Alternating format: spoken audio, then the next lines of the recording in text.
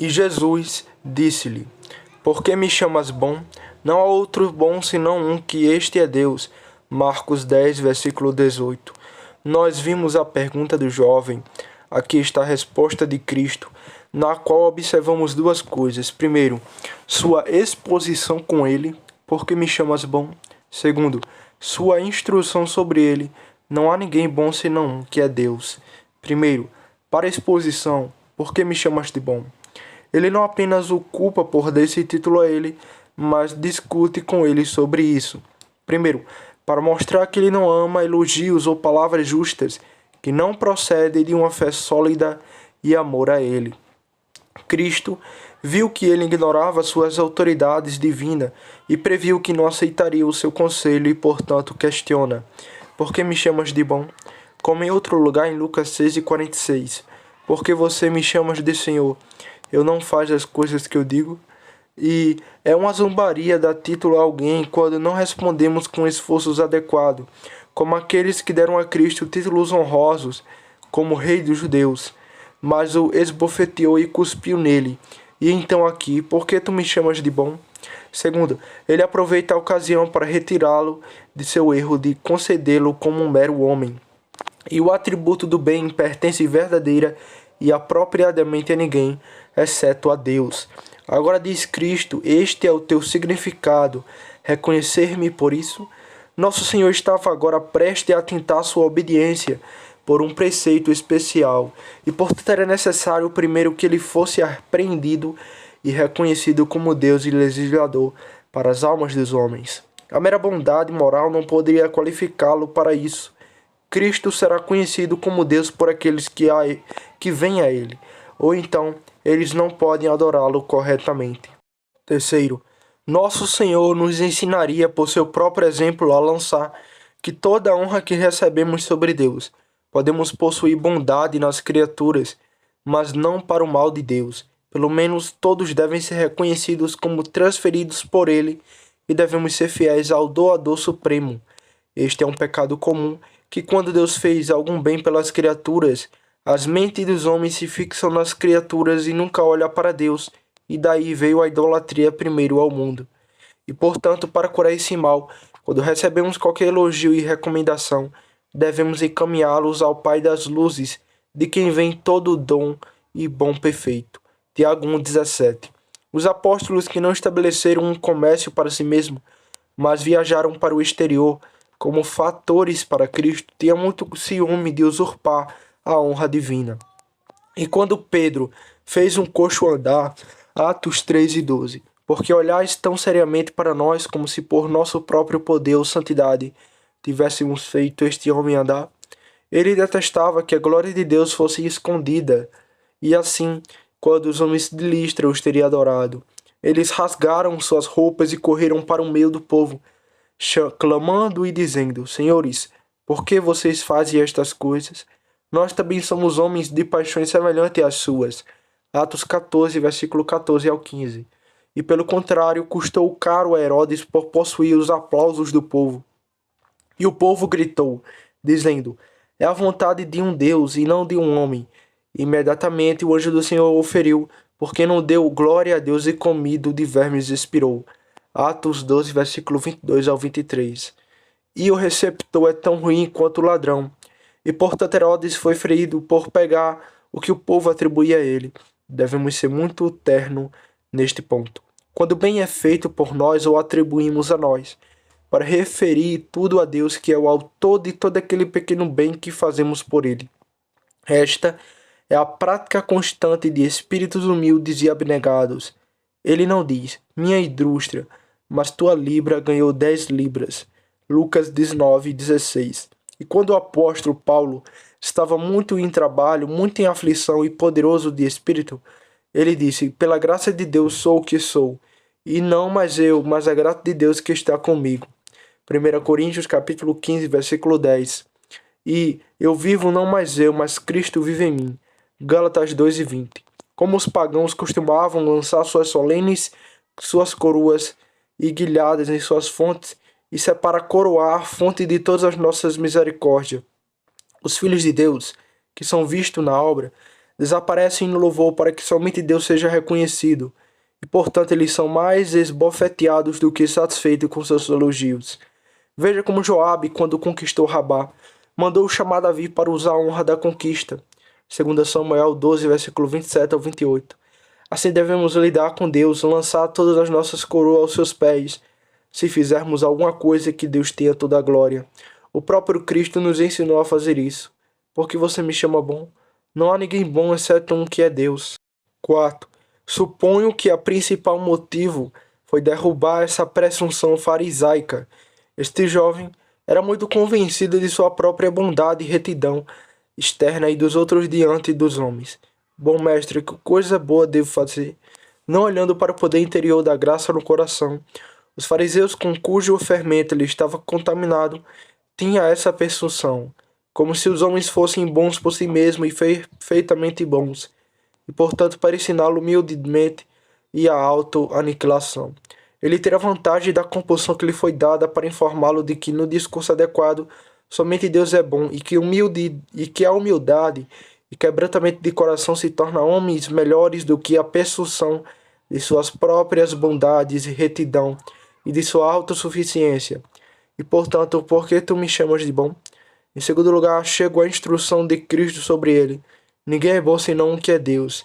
E aí você tem duas proposições. Primeiro, que em certo sentido não há homem bom. Segundo, que somente Deus é bom.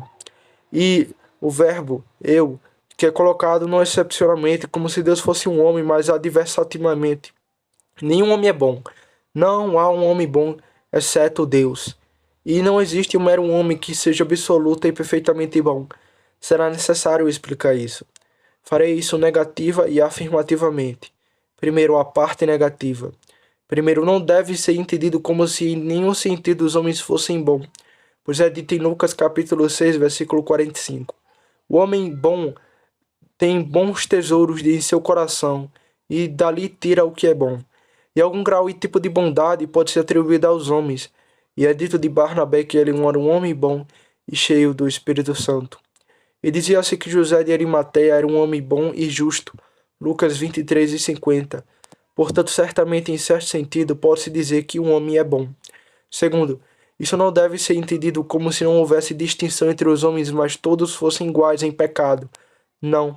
Mas como Jeremias tinha duas cestas de figo, algumas muito boas e outras muito ruins, também existem dois tipos de homens no mundo, o bom e o ruim.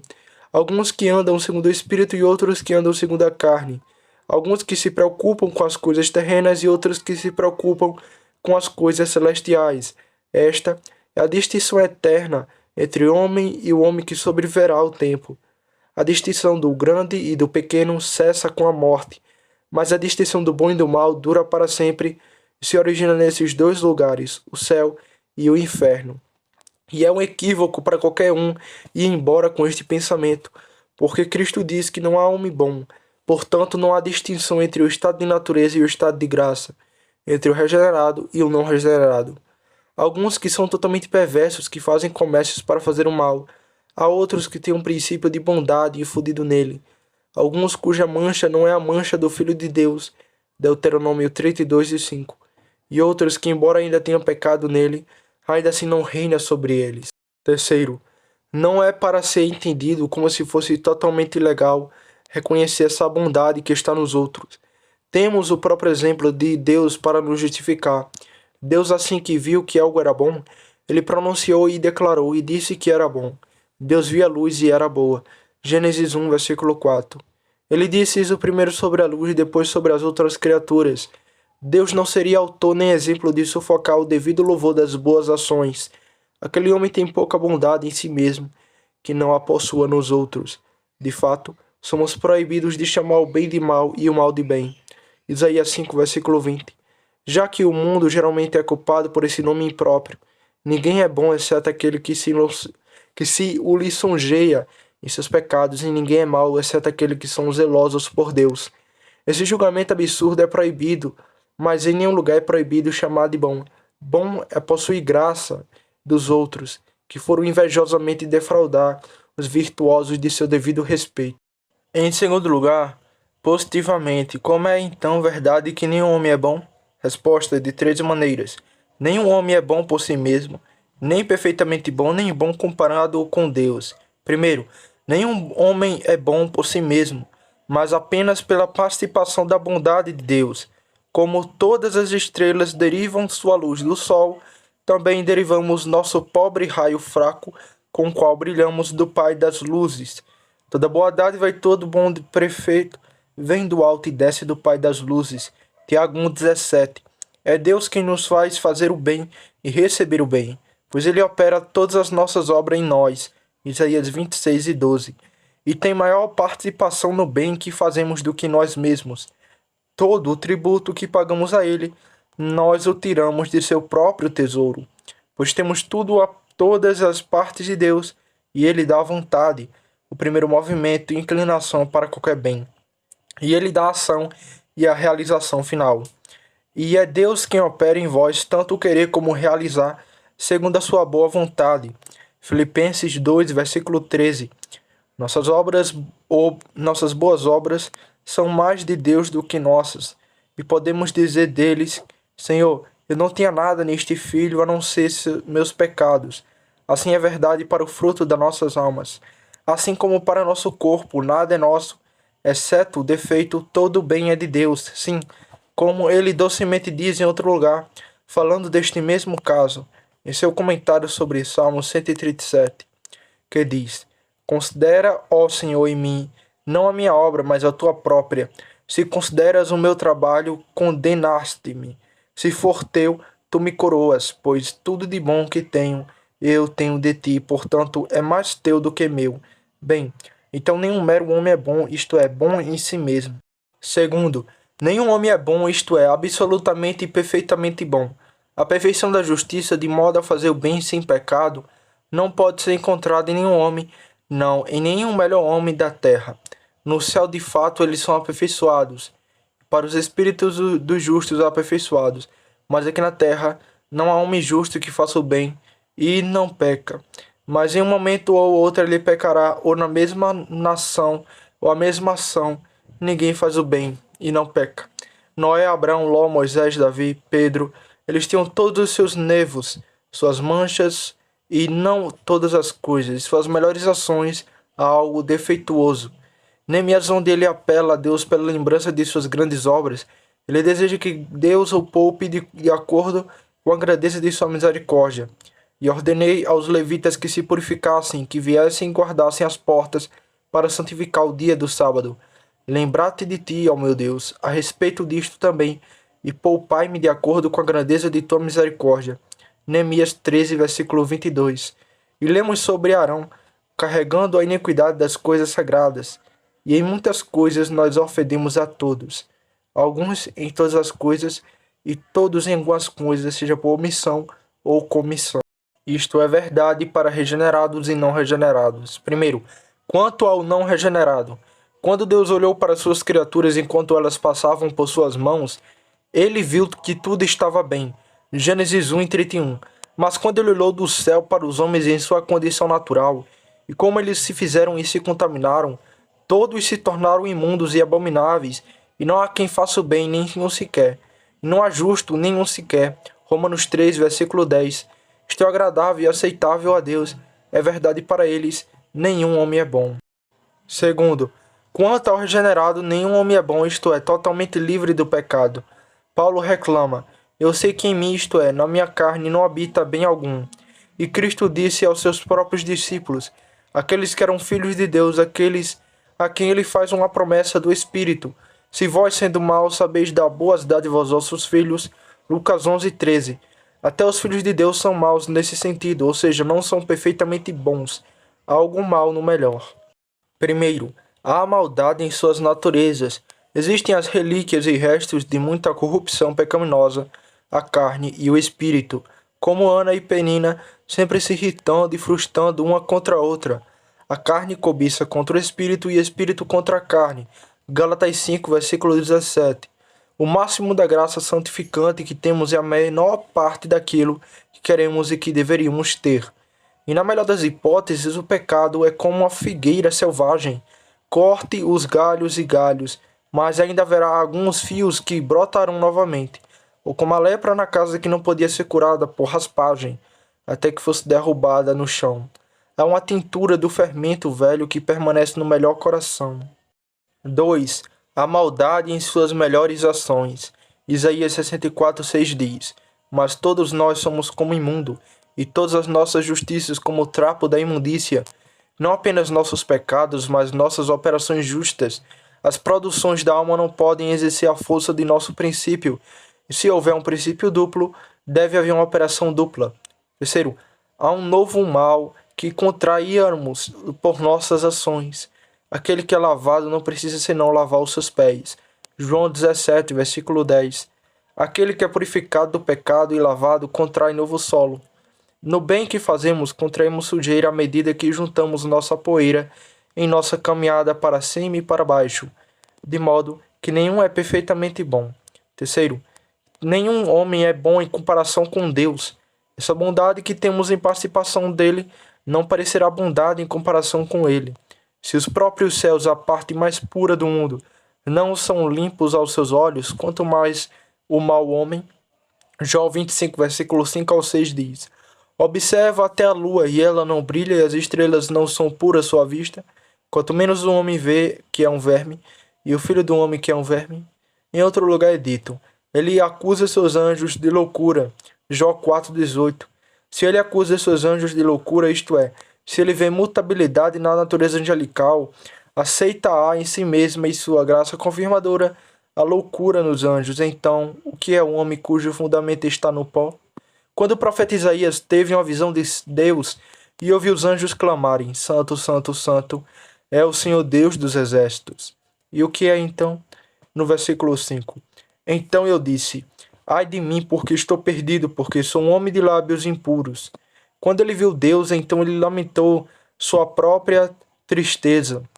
Assim em Jó 42, versículos 5 ao 6. Agora meus olhos te viram. Por isso me abomino e me arrependo no pó e na cinza. A consideração da santidade e dignidade de Deus obscurece toda a glória e louvor da criatura. Como quando o sol nasce, o brilho das estrelas não é mais visto do que como se não existissem. Então, quando Deus é pesado e somos comparados a Ele, não há nenhum homem bom, nenhum deles é bom. Enquanto nos compararmos uns com os outros, um pode ser chamado de mau, outro pode ser chamado de bom. Mas quando nos compararmos com Deus, nenhum homem é bom. Veja como é em relação à entidade ou ser. Ninguém é senão a Deus. Quando outras coisas são comparadas com Deus, elas são chamadas de coisas que não são. O mesmo que acontece com a bondade. Não somos bons quando comparados com o Deus Santo. Sou mais bruto do que qualquer homem. Diz Provérbios 30, versículo 2. Esta era uma lição que Cristo ensinaria aos fariseus, para levá-lo à humildade e auto-aniquilação. Uso 1. Eu poderia aproveitar a ocasião para confundir dois erros papistas. Uma é tocar no estado de perfeição nesta vida, para que alguns homens dotados de graça especial possam guardar a lei perfeitamente, mas se pudessem fazê-lo, poderiam estar sem pecado e perfeitamente bons. Agora quem pode dizer: purifiquei o meu coração e estou limpo do meu pecado? Provérbios 20, versículo 9. Eles responderão que alguns estão livres do pecado, mas por humildade eles se abstêm de dizer isso, que por meio de sua vanglória. Mas há uma verdade na coisa, que onde estão os santos que ousam dizer que estão livres do pecado? Não é um discurso elogioso. Se dissermos que não temos pecado, enganamo-nos a nós mesmos e a verdade não está em nós. 1 João capítulo 1, versículo 8. Mas, quando Paulo disse que ele era o maior dos pecadores, 1 Timóteo capítulo 1, versículo 15, e o menor dos apóstolos, e não digno de ser chamado apóstolo, não foi um acesso de humildade, mas uma pontada de consciência que o obrigou a fazer essa confissão. Outro erro que isso refuta é a doutrina do mérito, pois se nenhum homem é bom, nenhum homem pode merecer nada das mãos de Deus. O melhor dos filhos de Deus não tem outro direito, senão as misericórdias de Deus e o mérito de Cristo. Apocalipse capítulo 7, versículo 14. Estes são os que vieram da grande tribulação, lavaram suas vestes e as branquearam no sangue do Cordeiro. Não foi sua inocência e fidelidade que os recomendou a Deus. Aqueles que são mais justos em obediência ativa ou passiva precisam ser lavados. É a satisfação de Cristo que deve torná-los brancos. Eles não podiam aparecer diante de Deus em sua própria santidade. Portanto, Paulo deseja, para ser achado em Cristo, não tendo a sua própria justiça, que vem da lei, mas que a vem pela fé em Cristo, a justiça que vem de Deus pela fé. Filipenses 3, versículo 9. Eles foram purificados da culpa de seus pecados, não por seus próprios sofrimentos, mas pelo sangue de Cristo. Aplicação 2.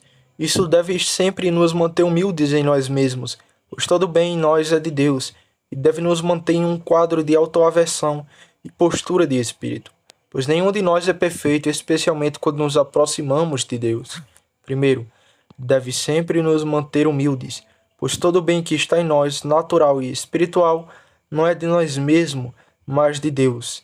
Quem te fez diferente de outro, ou que tens que não tenham recebido? 1 Coríntios capítulo 4, versículo 7.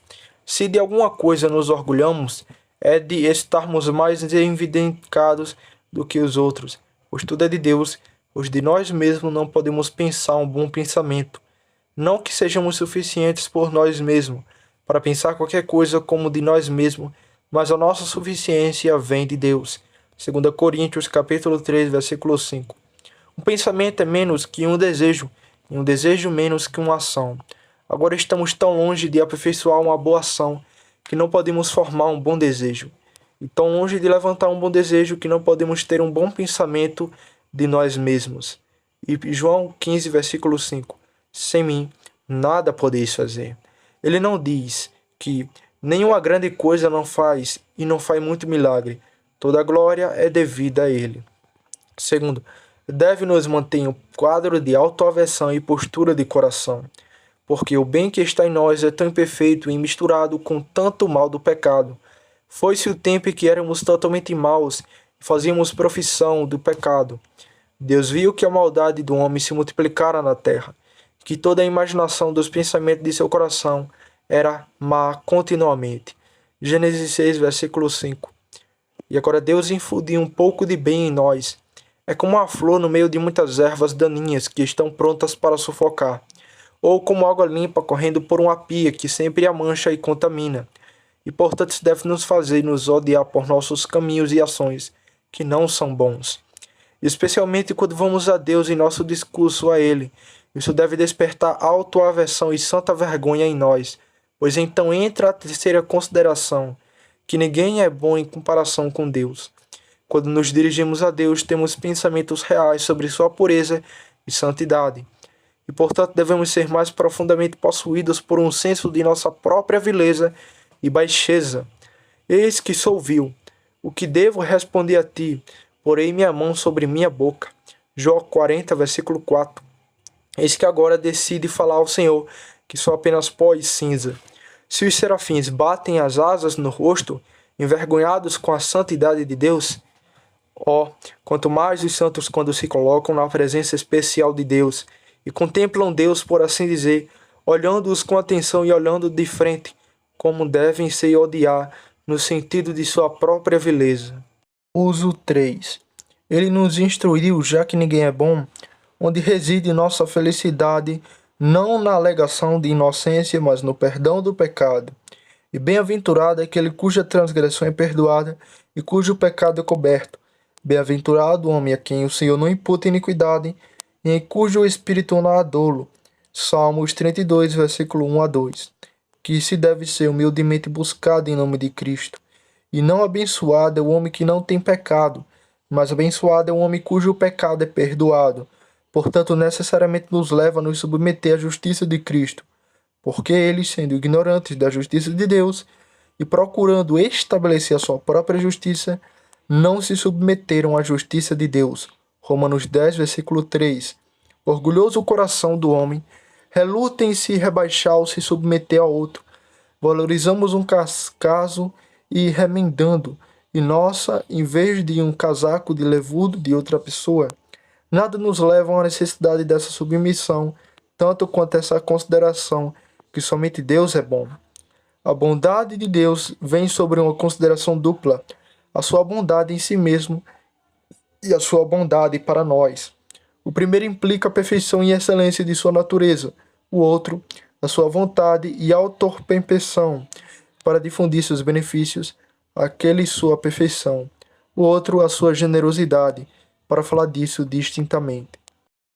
Primeiro, a perfeição absoluta de sua natureza e ser, que é tal que nada lhe falta ou é defeituoso, e nada pode ser acrescentado a ele para torná-lo melhor. Na criatura há uma bondade mais geral e natural, e uma bondade mais especial e moral. A bondade natural é a devida proporção de uma coisa à lei e à natureza de seu ser, quando é boa em sua espécie. Então, esta primeira bondade em Deus é a perfeição de sua natureza. Como disse, que primeiro se deve ser o primeiro bem. Assim que concebemos que existe um Deus, imediatamente concedemos que ele é bom, como sendo a fonte e o padrão de todo bem que existe na criatura. Como o sol tem luz em si mesmo e dá luz a todas as outras coisas, Deus, que é o próprio de todo bem, deve ser entendido como bom e perfeito. Em suma, Deus é bom e apenas bom, de 4 maneiras: originalmente, essencialmente, infinitamente e imutavelmente. Segundo, ele é essencialmente bom, não apenas bom, mas é o próprio bem. A bondade em nós é uma qualidade acessória, ou um dom superagregado, mas em Deus não é a qualidade, mas sua essência. A bondade de Deus e a bondade de uma criatura diferem, assim como uma coisa cuja substância é ouro difere daquela que é dourada e revestida de ouro. Um vaso de ouro puro, a própria matéria lhe dá brilho, mas em um vaso dourado, o brilho externo é uma coisa e a substância é outra. A essência e o ser de um anjo é uma coisa e sua santidade é outra. A santidade pode ser separada da essência, pois a essência e o ser dos anjos continuaram quando sua perfeição e a bondade foram perdidas. Então, a substância do homem é uma coisa, sua santidade é outra, mas em Deus sua bondade é seu ser. Nossos primeiros pais continuaram existindo quando perderam a integridade, mas Deus não pode ser Deus se não for bom, pois a bondade é sua própria essência. Terceiro, Deus é infinitamente bom. A bondade de uma criatura é limitada, mas como a perfeição de Deus vem de si mesmo e não de outro, não há nada que a limite ou lhe dê alguma medida e, portanto, deve ser infinita. A bondade da criatura, uma vez que vem de Deus, é limitada de acordo com a medida em que Deus a dispersa. E há uns mais, há outros menos, conforme a sua sabedoria julga conveniente. Deus é um oceano sem margens ou fundo. A bondade de uma criatura é apenas uma gota do oceano, ou como a casca de noz cheia de água do mar. Deus ama a si mesmo tanto quanto pode ser amado. Deus é tão infinitamente bom que não pode ser melhor. Não há santo como o Senhor. Deus é imutavelmente bom.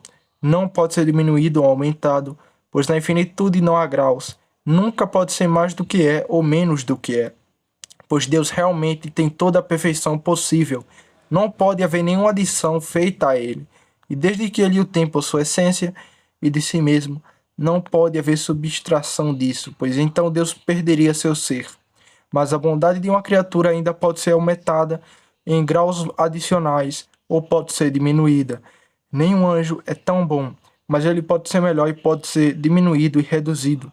Nosso estado está cheio de mudanças, assim como o mar tem muitas vastes e vazantes. A graça também tem um aumento ou diminuição. A princípio, o homem era que ele pecava, ele era um pecador, e depois um pecador, ele é purificado pela graça. Deus é puro, mas nós somos purificados e podemos perder tudo novamente, se considerarmos a natureza da coisa, mas não por causa da promessa da aliança. Já fomos contaminados, mas a bondade de Deus sempre está e sempre esteve na mesma plenitude. Uso 1. Para nos humilhar em nossas conversas com Deus. Ele é bom, mas nós somos maus. Ele é o céu, mas nós somos o inferno. Ele é perfeito, mas nós somos pobres criaturas.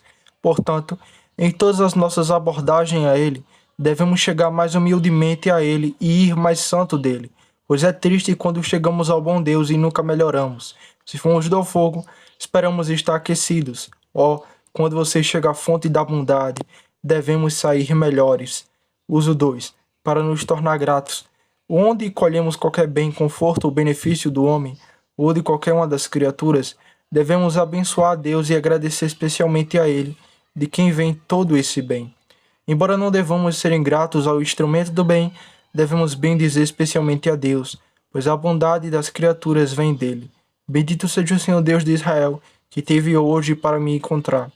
1 Samuel capítulo 25, versículo 32. Maldito seja Canaã, servo dos servos, será para seus irmãos. Bendito seja o Senhor Deus de Sem, Cã, e será seu servo. Gênesis 9, versículo 25 ao 26. Aplicação. Se quisermos que o bem seja feito em nós, vamos olhar para Deus. Como os rios são abastecidos pelo mar, a reunião de toda bondade está em Deus. Eu sou o Senhor que vos santifico. Êxodo 31:13. Tudo que temos é uma derivação de sua plenitude. E como a vela acesa em uma tocha não diminui a luz da tocha, Deus não perde ao dar. Quarta aplicação. Vamos amar a Deus e amá-lo acima de todas as coisas, pois só Ele é bom. A bondade é aquilo que é amável e desejável. Então, quando se diz que Deus é bom, dizemos que Ele é da essência mais amável e desejável. Portanto, amemos a Deus acima de todas as coisas como nosso maior amor, pois Ele é o mais digno de nosso amor, e preferindo sua glória acima de todas as outras que nos são caras, contentando-nos em nos separar de tudo que temos no mundo, e também ansiar e esperar pelo tempo em que o desfrutaremos plenamente. Se o objeto do amor é bom, não há outro bom senão um, que é Deus. Ele é bom em si mesmo, bom em si mesmo. Sim, Ele é a própria bondade. Não há bem acima dele ou além dele. Tudo é Ele. Ele é totalmente bom. Ele é primitiva e originalmente bom em si mesmo, o que nada é, portanto ele é chamado de a fonte de águas vivas. Jeremias 2, versículo 13. As criaturas são apenas poços secos e cisternas rotas. Outras coisas que bondade eles têm é dele, portanto é infinitamente melhor e maior nele do que nele. Segundo, ele é o bem supremo. Outras coisas são boas e subordinação a ele. Toda bondade que existe na criatura é apenas uma centelha daquela bondade que está em Deus. Se ali encontramos algum bem, não é para deter nossos afetos, mas para nos conduzir a um bem maior.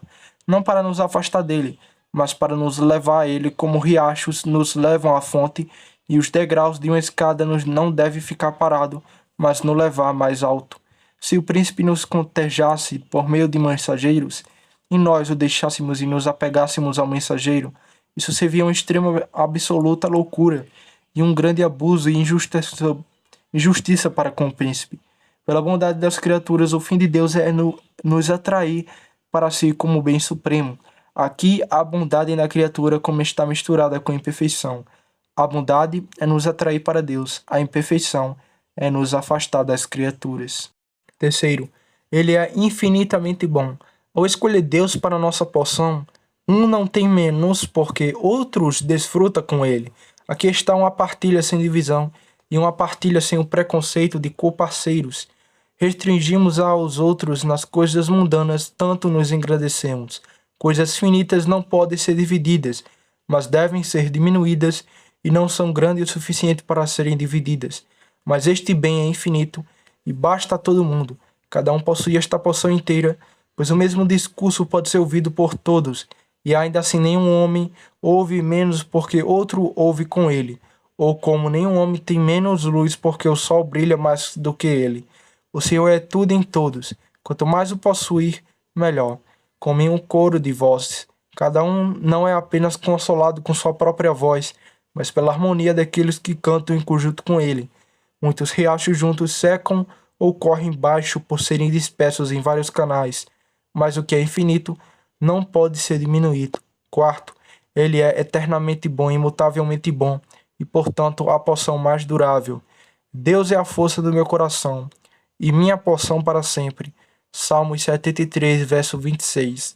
As coisas boas desta vida estão perecendo e de curta duração. Deixamos outras coisas boas quando começamos a tomar posse de Deus. Na morte, os homens perversos percebem seu erro, quando o bem que eles escolheram vem para ser tirado deles. Mas um homem que escolheu Deus para seu Deus entra em plena posse. Bem, então outras coisas boas podem nos ocupar e nos aborrecer, mas não podem nos satisfazer. Isso por si só basta da saúde, paz, honra e glória. As necessidades não são satisfeitas, por eles são fantasias, e os desejos delas não devem ser satisfeitos, mas mortificados. Se não temos o suficiente em Deus, não é falta de nossa porção, mas defeito de nossa capacidade. Em segundo lugar, bom é bom porque implica sua generosidade e beneficência. Então ele disse a Moisés em Êxodo 33:19: Farei toda a minha bondade passar diante de ti, e proclamarei o nome do Senhor diante de ti, e serei misericordioso a quem serei misericordioso, e terei misericórdia de quem eu tiver misericórdia. Então, Senhor passou adiante dele e proclamou: O Senhor Deus, misericordioso e clemente, longânimo e abundante em bondade e verdade, mantendo a misericórdia para milhares, perdoando a iniquidade e a transgressão do pecado. Êxodo 34, versículo 6 ao 7. Bondade é o primeiro e principal nome de Deus. Não podemos concedê-lo por nada que nos diga respeito, tanto quanto por sua bondade. Por isso o conhecemos e por isso o amamos. Nós o admiramos com reverência por seus outros títulos, mas isso primeiro nos insinua e nos impõe nosso respeito a ele. A primeira tentação que já existiu no mundo foi esta: enfraquecer o conceito de sua bondade para com a criatura. O diabo teria persuadido Adão e Eva de que Deus não era tão bom para eles quanto eles pensavam, mas que invejava a felicidade deles. Os pagãos tinham a persuasão de que a divindade era invejosa, dura e amarga em suas restrições. Ainda assim, os filhos de Deus acham isso uma grande tentação. Nada afasta tanto o coração de Deus quanto isso, quanto a estima da bondade de Deus é diminuída. Portanto, o salmista clama: verdadeiramente Deus é bom para Israel. Salmo 73:1. Agora, essa bondade de Deus ou sua generosidade é dupla. Primeiro, comum e geral a todas as criaturas, especialmente à humanidade. O Senhor é bom para todos, e suas ternas misericórdias estão sobre todas as suas obras. Salmo 145, verso 9. A todas as coisas, a todas as pessoas ele concede muitas bênçãos comuns a elas, como vida natural, saúde, riqueza e coisa do gênero. Não é ele bom para os jovens corvos? Ele dá ao animal seu alimento e aos filhotes dos corvos que choram. Salmo 147:9. Ele é bom para os ímpios. Mateus 5, versículo 45. Ele faz que o seu sol se levante sobre maus e bons, e desça a chuva sobre justos e injustos, não mesmo para os idólatras. Ele não se deixou sem testemunho, fazendo bem e dando-lhe chuva do céu e estações frutíferas, enchendo seus corações de comida e alegria. Deus pode ter testemunhado sua divindade e ser por atos de vingança, mas ele prefere entre os pagãos testificá-los por atos de generosidade. Embora fossem pessoas más, ainda assim tinha um bom Deus. Segundo, sua bondade mais especial para com sua igreja e povo fiel, a quem ele abençoa com benefícios espirituais e salvíficos em Cristo. Assim se diz, Salmos 84:11, nenhuma coisa boa se reterá daqueles que andam em retidão. Bom é o Senhor para os que o esperam, para a alma que o busca. Lamentações 3:25. Há uma bondade peculiar que Deus tem para com seu povo, e todas as suas bênçãos para vêm dela. E todas as suas bênçãos para eles vêm dela, que Deus cumpriria todo o beneplácito de sua bondade. Uso 1. A consideração de sua bondade é motivo de grande conforto para os piedosos e fiéis em todos os momentos, mas especialmente em tempos de angústia, em todos os momentos, pois o Senhor é bom e eterna é a sua misericórdia, e sua verdade dura de geração em geração. Salmo 100, versículo 5. Aqui está a estabilidade dos santos que os mantém na vida, no coração e no conforto, em todas as condições, mas especialmente em tempos de carência e aflição interna ou externa. É uma grande condição dos santos pensar na bondade de Deus. Tu és bom e faz o bem, ensina-me os teus estatutos. Queremos apoio e libertação? O Senhor é bom, uma fortaleza no dia da angústia. Ele conhece os que confiam nele. Naum 1, versículo 7. Sentimos o peso do pecado ou tememos a ira de Deus? Pois tu, Senhor, és bom e pronto para perdoar. Quando seus antigos pecados o perturbaram, não te lembres dos pecados da minha juventude, nem das minhas transgressões. De acordo com tua misericórdia, lembra-te de mim, por amor da tua bondade, ó Senhor. Salmo 25, versículo 7. Os inimigos insultam, se gabam e ameaçam muito. Por que te vanglorias em transversuras, Ó homem poderoso, a bondade de Deus dura continuamente. Embora eles nunca tenham tanto poder e nunca façam tanta maquinação contra você, eles não podem tirar a bondade de Deus. Portanto, você não tem motivo para desanimar. Deus pode parecer quebrar a cerca, esquecer seus pobres servos e deixá-los como presa de seus inimigos, mas ele não muda sua afeição por eles. Nas agonias da morte que está nosso cordiçal e apoio.